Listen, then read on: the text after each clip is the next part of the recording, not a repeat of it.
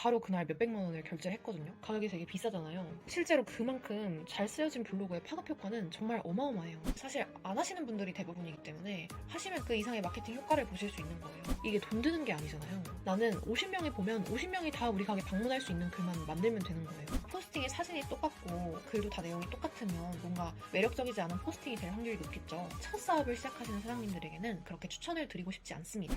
안녕하세요. 매출 올려주는 블로그 마케팅 연구소입니다. 사장님들, 블로그 마케팅 종류 뭐가 뭔지 모르시겠죠? 체험단, 기자단, 브랜드 블로그 정말 너무 많아서 헷갈리시죠? 이번 강의를 들으시면 모든 블로그 마케팅의 종류를 이해하실 수 있고 사장님이 무엇을 해야 하는지 알 수 있습니다. 아무것도 몰라도 되니 정말 편하게 한번 들어보세요. 오늘 강의의 순서는 블로그 마케팅의 종류, 각각의 장단점과 특징, 그리고 사장님에게 맞는 블로그 마케팅은 무엇을 해야 하는지 전부 다 알려드리도록 하겠습니다. 가장 먼저 블로그 마케팅의 종류입니다. 블로그 마케팅의 종류는 크게 두 가지로 나뉩니다. 첫 번째로는 내 블로그로 마케팅하기와 두 번째로는 남의 블로그로 마케팅하기입니다. 가장 먼저 내 블로그로 마케팅하는 방법에 대해서 소개해드리도록 하겠습니다. 우리가 흔히들 브랜드 블로그라고 얘기를 많이 하는데요. 우리 회사, 우리 제품과 서비스를 알리는 브랜딩 개념에서의 블로그를 운영하는 거라고 할 수 있습니다. 가령 콘텐츠로 사업을 성공시킨 오늘의 집 블로그가 될 수 있습니다. 같이 한번 봐볼까요? 네이버에 오늘의 집을 검색하시면 이렇게 페이스북, 블로그, 인스타그램, 카카오스토리, 유튜브 등 정말 다양한 채널에서 마케팅을 하고 있어요. 오늘의 집은 컨텐츠로 성공을 한 사업이기 때문에 컨텐츠 마케팅을 굉장히 잘하고 활성화되어 있다고 보시면 돼요. 블로그를 같이 보실 건데 요즘의 블로그보다도 사장님의 상황과 맞는 블로그를 보시면 좋기 때문에 초기의 블로그를 같이 볼게요. 2016년, 2017년 이쯤을 보시면 좋을 것 같아요. 이렇게 보시면 대체적으로 신혼집 인테리어, 자취방 인테리어, 이런 셀프 인테리어에 관련된 글이 굉장히 많아요. 1인 가구가 늘어나던 2016년대부터 1인 가구와 신혼부부가 정말 궁금해할 만한 콘텐츠들을 많이 발행을 하였어요. 그로 인해서 정말 많은 유입이 되었고 이게 이제 16평 빌라 인테리어의 신혼집 이런 식으로 해서 평수가 굉장히 작은 사람들도 이러한 예쁜 집을 가질 수 있다. 이런 식의 컨셉으로 블로그 콘텐츠들을 많이 작성을 하였는데요. 보시면 이렇게 아기자기하고 예쁜 집을 소개를 해주는 게 전부예요. 엄청 화려한 컨텐츠거나 꼼꼼하거나 글이 많거나 이러진 않거든요. 근데 이렇게 사진을 여러 개를 쭈루룩 소개를 시켜주고 마지막에 사진 속의 제품 정보를 알고 싶으면 오늘의 집 어플을 다운받아라 이런 식으로 되어 있죠. 이 글을 클릭한 사람들은 내 작은 집을 어떻게 꾸밀지 고민 중인 사람들이 대부분이겠죠. 그렇기 때문에 여기서 이런 거 소개해주네? 마음에 드는데? 다른 글도 봐볼까? 하면서 다른 글도 봐보고 그리고 이게 마음에 든다 혹은 이 제품의 정보가 궁금하다 하면 당연히 내가 오늘의 집 어플을 다운받을 수가 있겠죠. 우연찮게 블로그 글을 본 사람들에게도 오늘의 집이라는 게 있고 이게 셀프 인테리어 집 꾸밀 때 유용한 어플이 되겠구나. 그럼 내가 나중에 셀프 인테리어를 할 일이 있다면 그때 써봐야겠구나. 오늘의 집이라는 걸 알리는 정도로도 사용을 할 수가 있겠죠. 이렇게 브랜드 블로그는 내 사업을 알리는 데 있어서 정말 좋은 역할을 합니다. 오늘의 집은 IT 스타트업이기 때문에 나는 도움이 되지 않겠다라고 생각하시는 사장님들은 없겠죠? 사장님의 입장에 좀 더 맞게 내 블로그 마케팅을 잘하고 계시는 자영업자분들을 소개해드릴게요. 여기서 정말 꿀팁이에요. 네이버 인플루언서로 선정되신 분들의 블로그를 보면 좋아요. 사장님들의 업종에 해당하는 블로그를 확인하고 그걸 벤치마킹 하시면 좋아요. 참고하시면 좋을 브랜드 블로그 몇 개를 소개해드릴게요. 가장 먼저 뷰티에서 헤어 디자이너, 메이크업 아티스트, 네일 아티스트, 뷰티 매거진 에디터, 뷰티 모델 이런 식으로 있거든요. 차홍룸 같은 경우가 잘 하고 있는데 블로그를 들어가시면 머리에 대해서 설명을 해주고 머리를 예쁘게 하는 방법에 대해서 설명을 해주거든요. 이런 식으로 간단하게 해도 소비자들은 유입을 많이 하거든요. 제가 방금 보여드린 글만 보셔도 어느 정도 이해를 하시겠지만 브랜드 블로그를 운영하는 데 있어서 풍부한 컨텐츠가 필요하지는 않아요. 그냥 어느 정도 글을 쓰고 어느 정도의 사진을 담으면 충분히 사람들이 볼 수가 있고 그게 많은 사람들을 유입시킬 수 있는 거거든요. 사실 안 하시는 분들이 대부분이기 때문에 하시면 그 이상의 마케팅 효과를 보실 수 있는 거예요. 이렇게 네일샵도 많이 하시고요. 뭐 정말 다양한 업종에서 브랜드 블로그를 운영하고 있기 때문에 저는 네이버 인플루언서 홈을 한번 보시는 걸 추천을 드리고요. 생활 건강에 보시면 이제 의사나 약사, 변호사 이런 분들도 브랜드 블로그를 많이 운영을 하고 계세요. 이거 보고 누가 찾아와 싶으시죠? 여담인데 제 남자친구가 근막 통증 증후군을 앓고 있어요. 집이 이제 강남이라서 집 근처의 병원을 아무리 다니고 세브란스를 1, 2년을 다녔는데도 쉽게 호전이 되지 않고 1년 동안 진짜 여러 병원 많이 다니고 엄청 힘들어 했거든요. 근데 네이버랑 유튜브랑 SNS에 자기의 증상에 대해서 검색을 하고 병명에 대해서 검색을 했을 때 가장 제 남자친구의 상태를 공감하고 있는 분이 계셨어요. 그분이 네이버 인플루언서를 운영하고 계셨거든요. 통증의학과 전문의 블로그였는데 제 남자친구가 글 여러 개를 보더니 여기를 가야겠다고 생각이 든 거예요. 왜냐면 그 의사분께서 글을 쓰신 것들이 너무 내 증상을 잘 이해하는 것 같고 내가 여기를 다니면은 병이 나을 수 있겠다라는 희망을 가지게 된 거죠. 그래서 선생님 계신 곳까지 1시간 정도 걸려서 주 3일씩 다니고 있어요. 처음에 선생님이랑 말씀 나눠보고 그 병에 대해서 너무 잘 알고 계신 것 같다고 바로 그날 몇백만 원을 결제를 했거든요. 가격이 되게 비싸잖아요. 실제로 그만큼 잘 쓰여진 블로그의 파급 효과는 정말 어마어마해요. 많은 사람이 안 볼 수 있죠. 네이버 인플루언서까지 안 될 수 있죠. 근데 중요한 건 한 명이 보더라도 그 한 명이 우리 가게에 방문하면 되는 거예요. 이게 돈 드는 게 아니잖아요. 그러니까 네이버 인플루언서가 돼서 팬이 몇천 명이 생기지 않더라도 나는 50명이 보면 50명이 다 우리 가게 방문할 수 있는 글만 만들면 되는 거예요. 브랜드 블로그의 장점은 비용 대비 가장 효율적인 마케팅이라는 거거든요. 옛날이라면 현수막을 달기 위해선 며칠 동안 어마어마한 비용이 필요하잖아요. 근데 브랜드 블로그는 영원으로 전국구의 모든 사람들에게 내 사업 아이템을 소개할 수 있는 거예요. 그리고 사장님이 직접 글을 쓰기 때문에 그 어떠한 사람보다도 사업에 대해서 잘 아는 사람이기 때문에 그런 사업 스토리, 브랜딩에 대해서 잘 전달을 할 수가 있는 거죠. 단점이라고 한다면 글을 잘 쓰셔야 돼요. 글이라는 게 사실 잘 쓰지 못한 글은 오히려 마이너스 요소가 되거든요. 너무 사업 홍보만 하는 브랜드 블로거들도 많아요. 그러면 부정적인 이미지를 주거든요. 또한 사장님이 상위 노출에 대해서 잘 모르면 글을 써도 아무도 안 읽을 수가 있어요.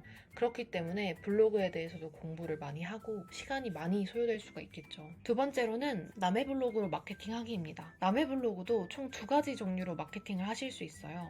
첫 번째는 기자단, 두 번째는 체험단인데요. 가장 먼저 기자단은 사장님께서 사진과 글을 직접 전달을 해주시고 블로거들이 자신의 블로그에 업로드만 해주는 방식을 얘기해요. 여기 캠페인 모집글을 보시면 아시다시피 보통 어플을 많이 이런 식으로 홍보를 하긴 하는데요.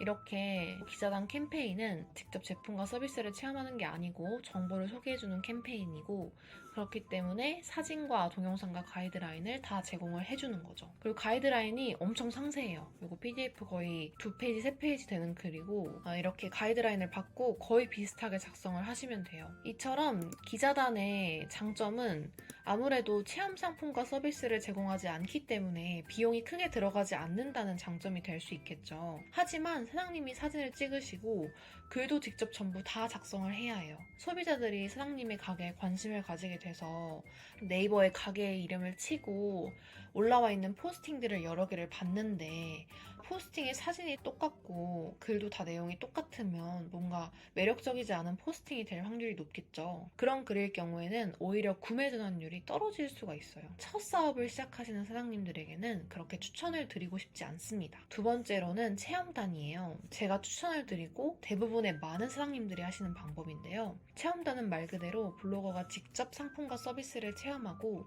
본인의 블로그에 후기를 남겨주는 방식이에요. 여기는 음식점 캠페인이었는데요. 이렇게 모듬 한판 구이를 제공하고 이러한 키워드를 제공한 다음에 사진과 영상에 포함을 해서 올려달라 이렇게 가이드를 제공하고 있죠. 블로그 체험단의 장점은 실제 고객이 작성해서 후기를 남기기 때문에 각각의 블로거마다 다양한 관점에서 마케팅을 해주기 때문에 잘 쓰여진 블로그 글은 정말 큰 마케팅 효과를 불러일으켜 줄 수 있겠죠.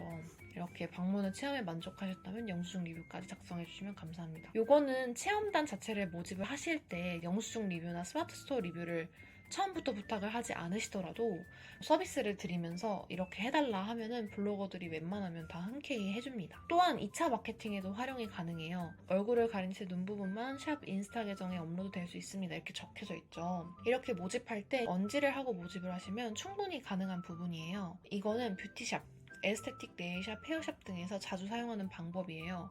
모델 나라에서 모델을 많이 구하잖아요. 블로거를 모델로 구한다고 생각을 하시면 되는데요. 예를 들어 제가 속눈썹 펌을 하러 가면 모델처럼 사장님도 사진을 찍으셨다가 전후 사진으로 인스타에 올리거나 하시는 식의 2차 마케팅도 진행을 많이 하시더라고요. 브랜드 블로그를 운영하시면 하나의 컨텐츠로도 업로드를 하실 수 있고요. 이렇게 잘만 활용하시면 체험단은 정말 좋습니다. 마지막으로 블로거 또한 고객이 될 수 있습니다.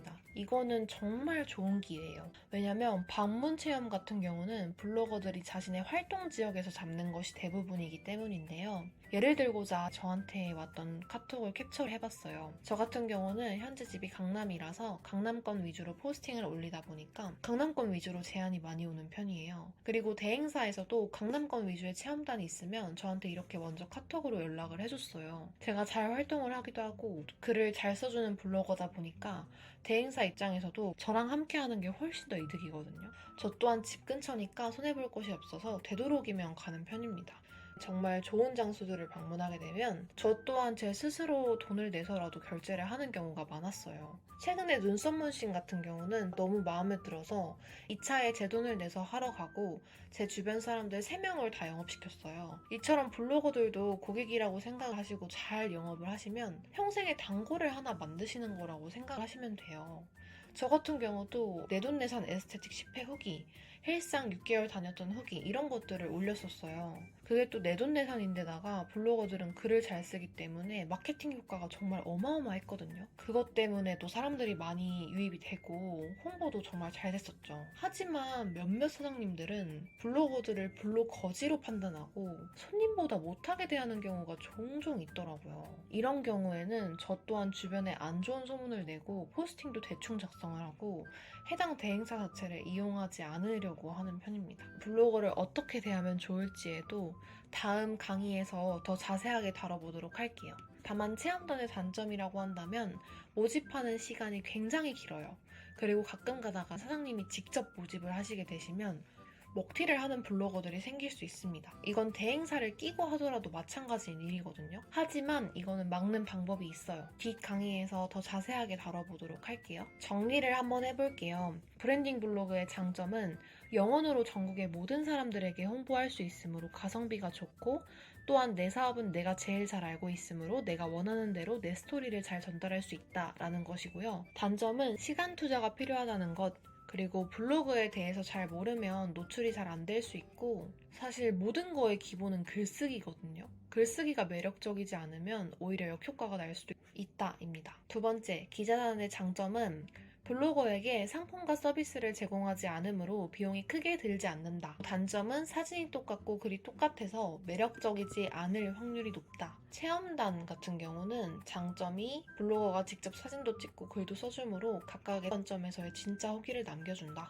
블로거 또한 고객이 될 수 있다. 2차 마케팅에 활용하기 좋다. 그리고 단점은 모집하는 기간이 굉장히 길다. 그리고 비용이 들어갈 수 있다. 물론 업종에 따라 다르겠지만 사장님이 직접 진행한다는 가정하에 초보 사장님에게는 체험단과 브랜드 블로그를 추천드립니다. 체험단은 일단 기본이라고 생각하시면 좋을 것 같아요. 리뷰를 쌓기에도 매우 좋고 사장님이 2차 마케팅 활용하기에도 좋으니까 추천을 드리고 두 번째로는 브랜드 블로그를 추천을 드립니다. 브랜드 블로그는 블로그에 대해서 어느 정도 배우고 시작을 해야 하고 꾸준히 해야 상위 노출을 할 수 있는 성과를 볼 수 있기 때문에 개인적으로 시간을 좀 투자를 해야 되긴 하지만 시간 투자를 어느 정도 하면 누구든지 할 수 있어요. 그렇기 때문에 정말 추천을 드리고 싶습니다. 시간이 없으시다면 체험단만, 시간이 되신다면 제일 좋은 건 두 개를 다 하시는 거를 추천을 드립니다. 아마 사장님이 개업하자마자 영업 전화를 굉장히 많이 받아보셨을 것 같은데요. 시간을 조금이라도 투자를 할 수 있는 사장님이라면 체험단 또한 직접 하시는 것을 추천드리고 싶습니다. 대행사를 잘 모르는 초보 사장님이 체험단을 막 시작하게 되면 효과를 못 보고 돈만 날릴 확률이 굉장히 높아요. 실제로 왜 많은 사장님들이 체험단에 돈을 날리고 계시는지 궁금하다면 오른쪽 상단에 영상을 보시면 됩니다. 저는 앞으로 사장님이 체험단 대행사에 맡기지 않고 직접 체험단 모집하는 방법을 유튜브를 통해서 설명을 드릴 거예요. 직접 모집을 하는 경우 물론 그만큼 신경을 더 쓰셔야 되고 시간이 들어가기 때문에 귀찮을 수 있어요. 하지만 대행사 마케팅 비용은 들어가지 않을 것이고요. 대행사한테 맡길 때보다 훨씬 더 매출이 오르는 효과를 볼 수 있다는 것이 장점입니다. 앞으로 강의에서 차근차근 그 방법을 소개해 드리려고 합니다. 수고하셨습니다. 강의 들어주셔서 감사합니다.